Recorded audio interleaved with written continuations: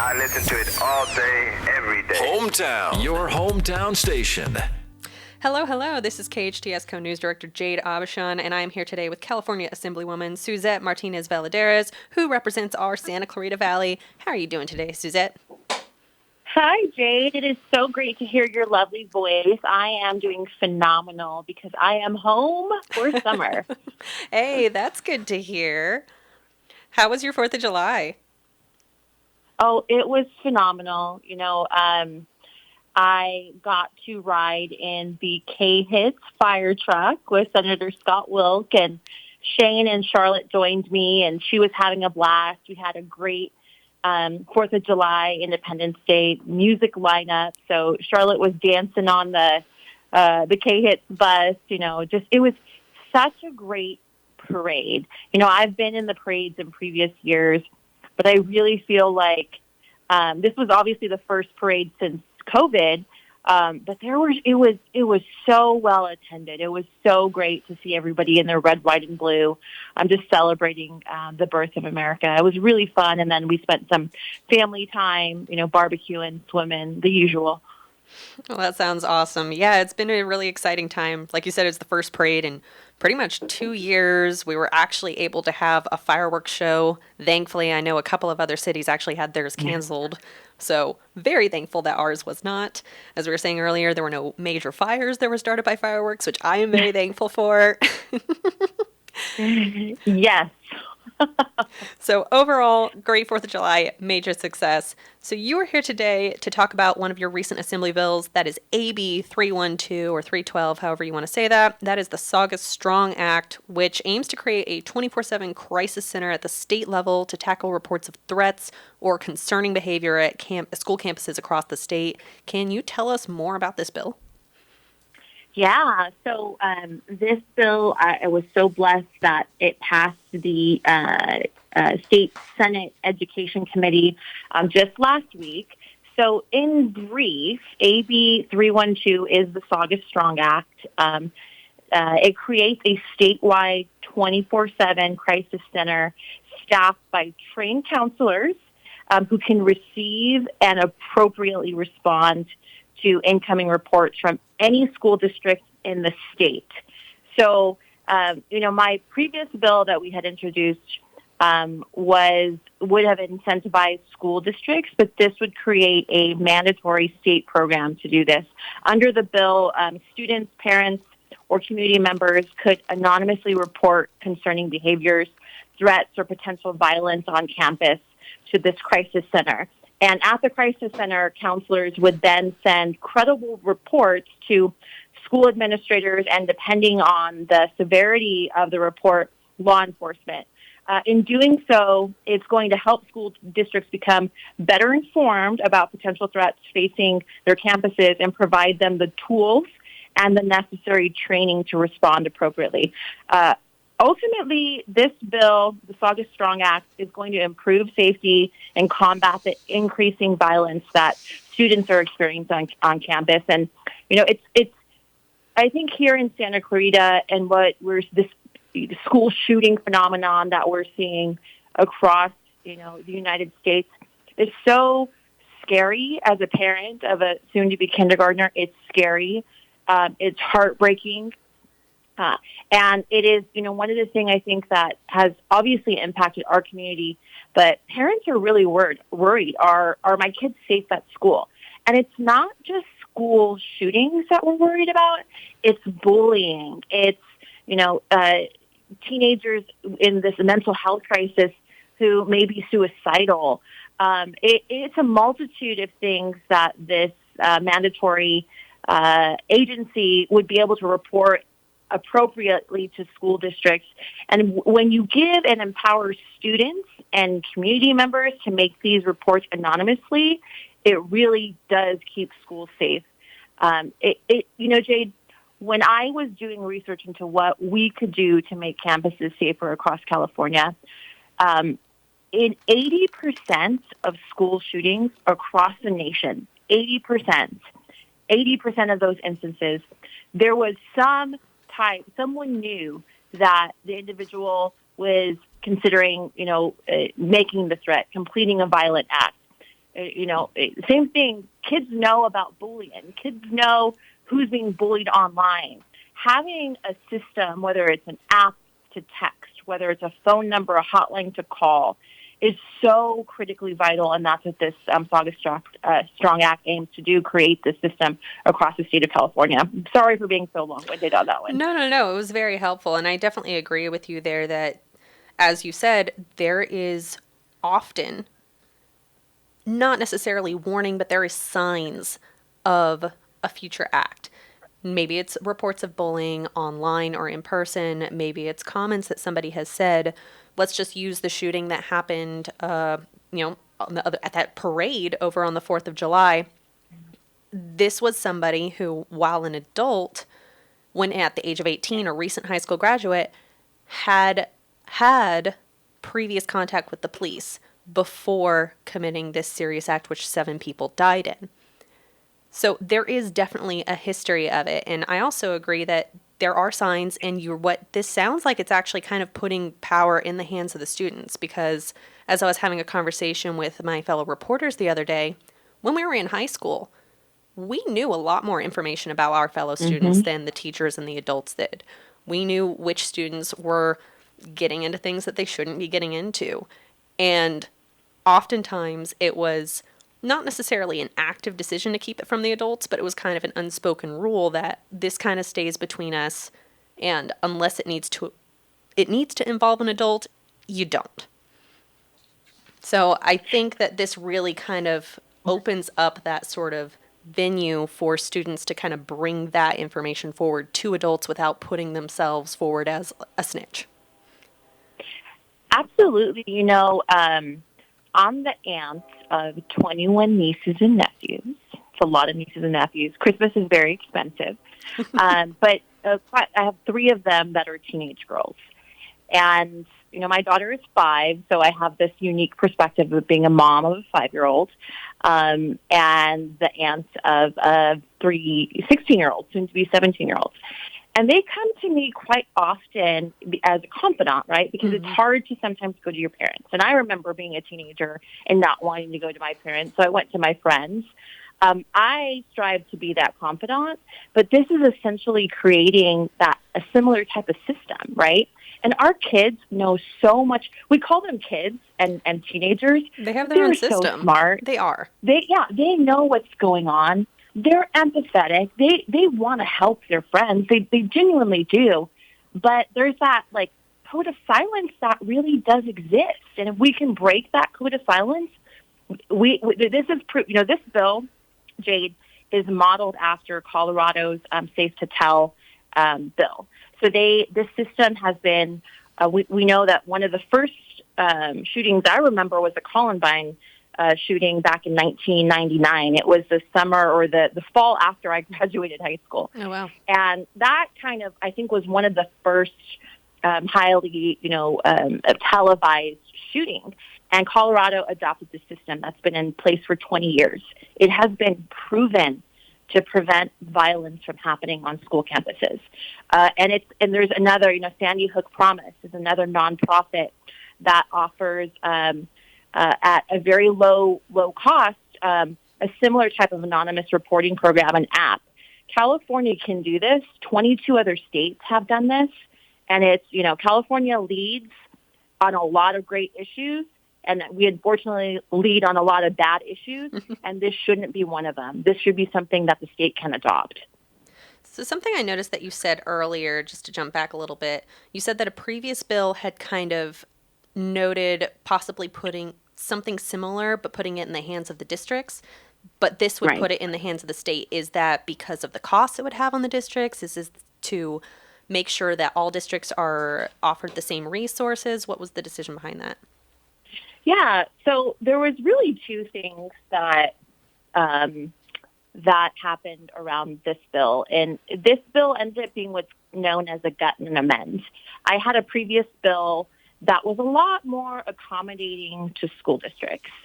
And that bill, unfortunately, never got a hearing in the State Assembly Education Committee. And my bill died. That original bill died in the State Assembly Committee. I think it was maybe like 3 or 4 days before the Uvalde shooting. And that shooting really impacted me and brought me kind of back to what our community was feeling in November of 2019, when that tragic scenario, took the life of 2 amazing teenagers, Gracie Mullenberger, and I was brought back to that moment. I'm like, this is ridiculous. We, unfortunately, in California, tend to go straight to gun restrictions anytime a school shooting or act of violence like this happens. It's like, okay, what further restrictions can we place to stop this, right? That's the intent, is to stop this. But that's not what the gun restrictions have been doing. California has some of the strongest, most strict gun restrictions in the nation. I supported a bill for common sense, gun restrictions. I supported and voted yes on a bill that would make ghost guns illegal in the state of California, which was the weapon that was used in the Saugus High shooting. It was a ghost gun. That needs to be illegal. That's common sense. That's a no-brainer.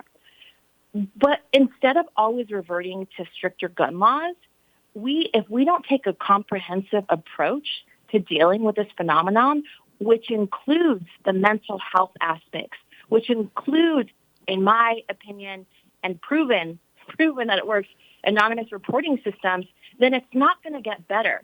So when it died in Assembly Committee, when the Uvalde shooting happened, I was livid. And I was like, I'm going to do whatever I can to make this bill better and to continue to work it. So I introduced it in a Senate bill, and we renamed it the Saugus Strong Act, and it passed the Senate Education Committee last week with unanimous support. We have to do this to keep our children safe. So that was kind of how this bill transpired.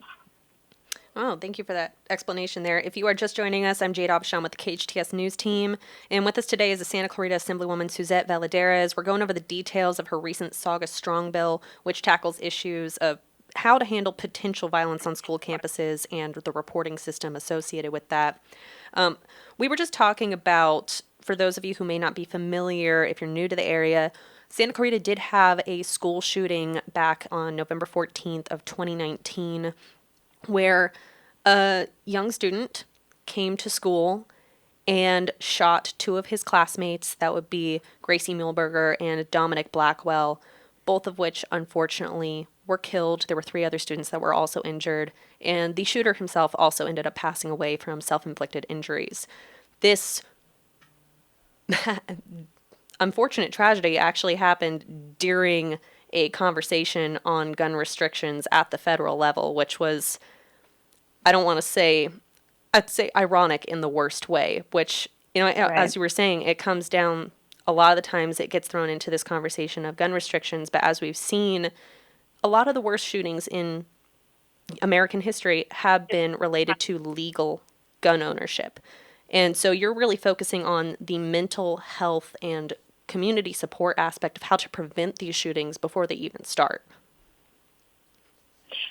Absolutely. I think, Jade, it was you and I, when I was running for the state assembly, that had a conversation about, what we need to be doing. Yes. And I had said from day one that we need to focus on the mental health aspect. I'm all for, again, I come back to, yes, responsible gun ownership. Responsible gun owners should not be punished for these types of acts. And common sense gun restrictions should exist, which is why I voted for, the bill to make ghost guns illegal.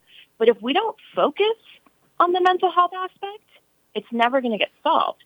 So coming into this job, as a voice who understands our community, it was imperative for me to focus on this aspect of it. And even beyond the Saugus Strong Act, my work in supporting mental health resources for our community has been vital for me. And that also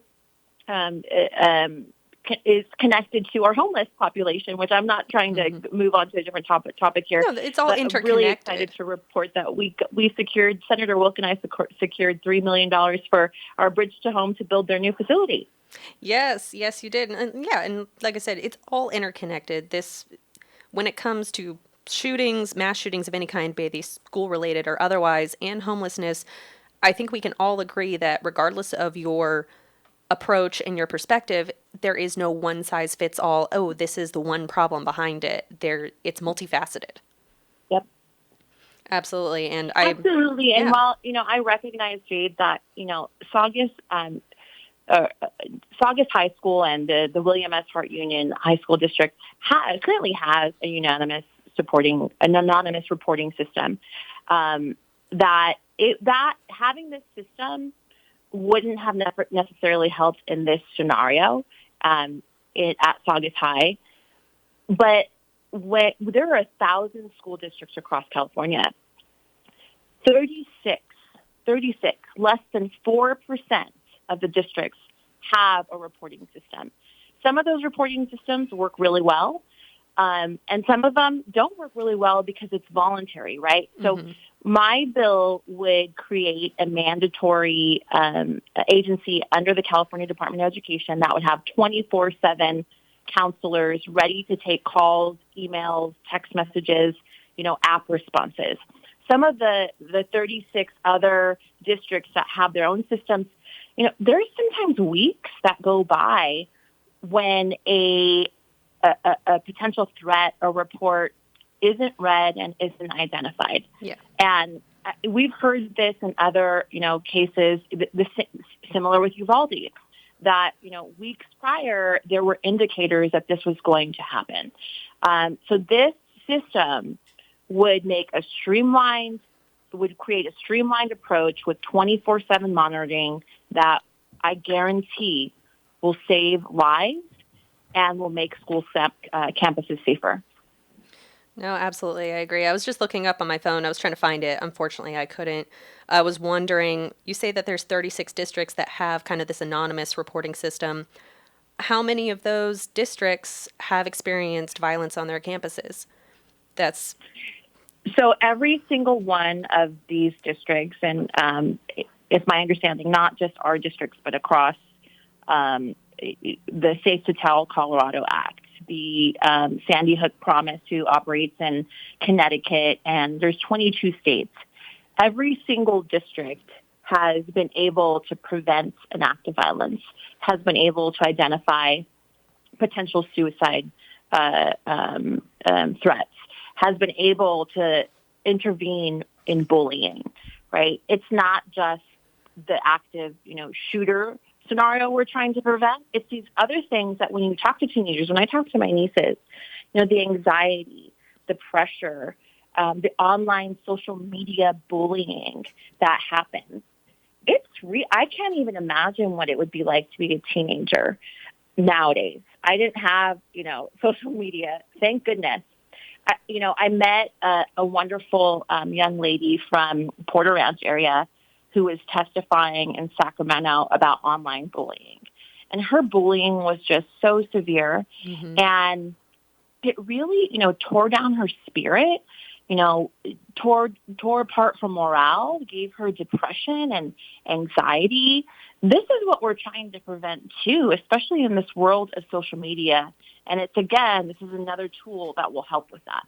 Oh, absolutely. Absolutely. I think there's something that we can all agree on, whether you're an adult or a child, but especially we've been able to see it in high schoolers, is that the last couple of years, obviously combined with the impact of social media and COVID, is that mental health as a whole has gone quite downhill. And hopefully this will offer a little bit of help for being able to help people tackle that.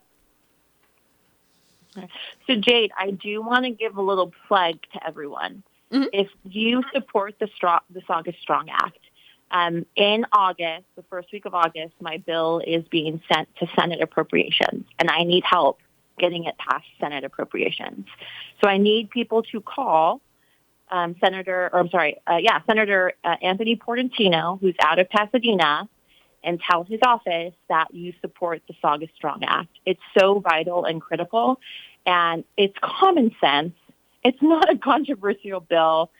It's going to save lives. It's going to intervene when kids need it most. But I do need people to call Senator Portantino's office and ask him to support the bill. Absolutely. Now we have a couple more minutes. I know we wanted to touch on a couple of other things. How about we, the thing that's at the top of everybody's mind here, gas prices and the recent rise in the gas tax starting July 1st. What's going on up there? What are you seeing? Oh, man, that's a loaded question.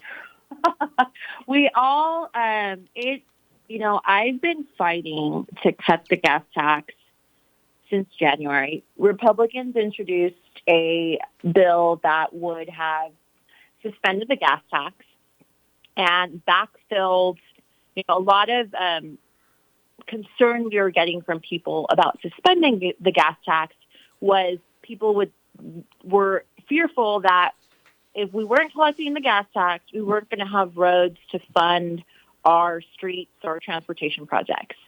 Well, we have a $97 billion surplus, which is pretty much a third of more than the budget we passed last year. The bill would have backfilled those transportation projects, road projects, with a surplus dollars, and it was going to cost anywhere from $4 billion to some estimates of $9 billion of that surplus that would backfill so that people could get relief at the pump. Mm-hmm. Republicans tried several times to pass the bill. It wasn't even heard in committee. We brought it up on the assembly floor.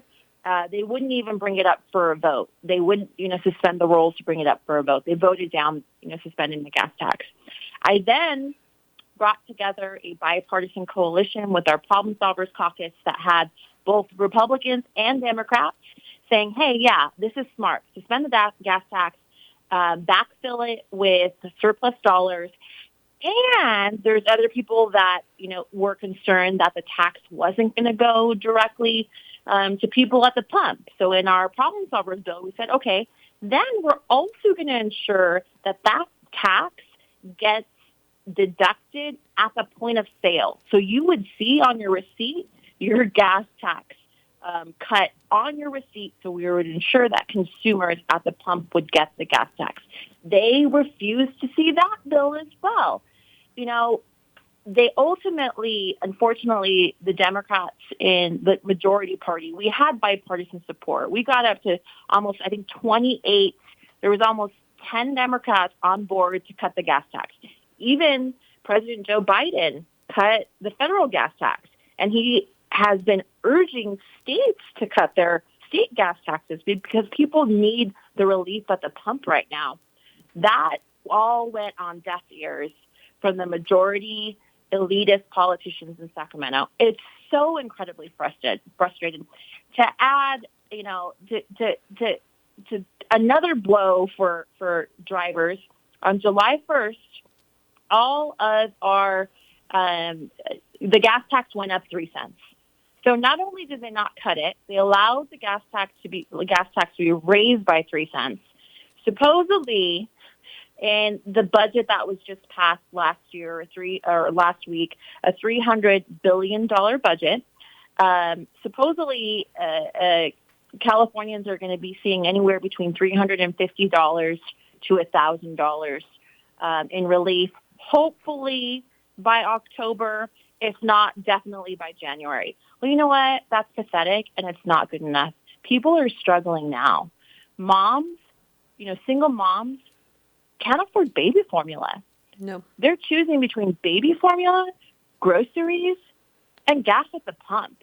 When if we could have cut 54 cents off of every gallon, you add Joe Biden or President Biden's 18 cents cut, that's, it adds up. We could have saved people 80 cents at the pump. Wow. Unfortunately, I think too many people in Sacramento are tone deaf. Sorry, I'll go off on a tangent on this one because it's infuriating. No, and if I may ask, obviously, what are the arguments against pausing the gas tax, if I may ask? Every argument I gave you was an argument brought up by Democrats, right? So no money for road projects. Well, we solved that one. Concern about it not going to the consumer. Well, we fixed that one. The what I really think it is there's a lack of balance in Sacramento.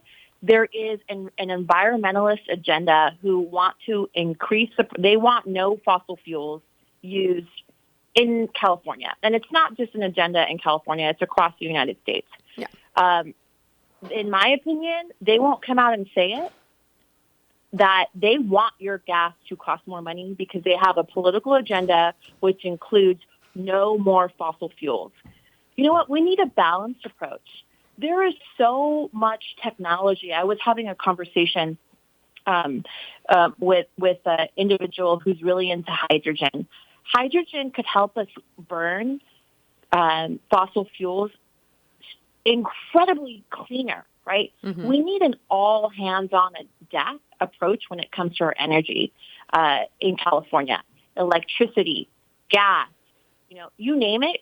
Everyone sees it in the utility bills. The cost of living is outrageous, and a huge portion of that is utility. We need all hands on deck. I don't understand what the lack of political will on the left is right now. And again, it infuriates me because people are really struggling right now to just afford the basics. Yeah, it's something I think that everybody can agree on, is that whatever is going on is not working. And I don't know about this whole idea this is my personal, I don't know about this whole idea to switch over to all electric powered vehicles in the next couple of years. I'm going to wait to see how that works out. Before I lose you for the day, do you want to go over SB 357 for a moment? Just touch on that. Yeah. So for those of you who hate to pay attention to bill numbers like I do, SB 357 was a Senator Scott Wiener bill that honestly just broke my heart. Unfortunately, the bill was passed last year by Senator Scott Wiener, and unfortunately, a couple days ago, Governor Newsom signed it into law. Now, what the bill does is it, in a nutshell, legalizes loitering or soliciting with the intent to commit prostitution. So you can go out and, individuals can go out into the street and solicit sex for prostitution, and that is no longer a crime. Prostitution is still a crime, but the intent to commit prostitution is not a crime. What was so heartbreaking about this bill for me is understanding that, I have a lot of law enforcement friends and quite a few that worked within divisions that address human trafficking and sex trafficking. Mm-hmm.